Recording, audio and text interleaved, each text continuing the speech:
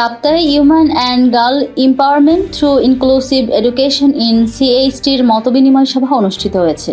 24শে June মঙ্গলবার দুপুরে কাপ্তাই পরিষদ হল রুম কিন্নরিতে এ মতবিনিময় সভা অনুষ্ঠিত হয়।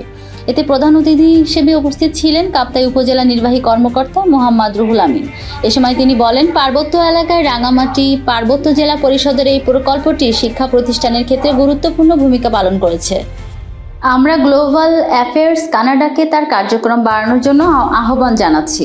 দাতা সংস্থা কানাডার অর্থায়নেও রাঙামাটি পার্বত্য জেলা পরিষদ এবং ERDCST UNDP পার্বত্য চট্টগ্রাম বিষয়ক মন্ত্রণালয়ের WGEIE মং শিয়ং মার্মা সঞ্চালনায় এ সময় বিশেষ অতিথি হিসেবে উপস্থিত ছিলেন ও বক্তব্য রাখেন গ্লোবাল কানাডা এর শিক্ষা উপদেষ্টা ও HM মহিউদ্দিন, কাপ্তাই উপজেলা মাধ্যমিক শিক্ষা কর্মকর্তা সৈয়দ মাহমুদ হাসান, সহকারী তথ্য officer Mohammad Delwar Hossain, Kaptai press club সভাপতি ভারপ্রাপ্ত কবির হোসেন, সাধারণ সম্পাদক ঝুলন দত্ত, UNDP রাঙামাটি প্রতিনিধি ঝুমা চাকমা, চম্পা চাকমা, WGEIE পার্বত্য জেলা পরিষদের এপা চাকমা সহ প্রমুখ।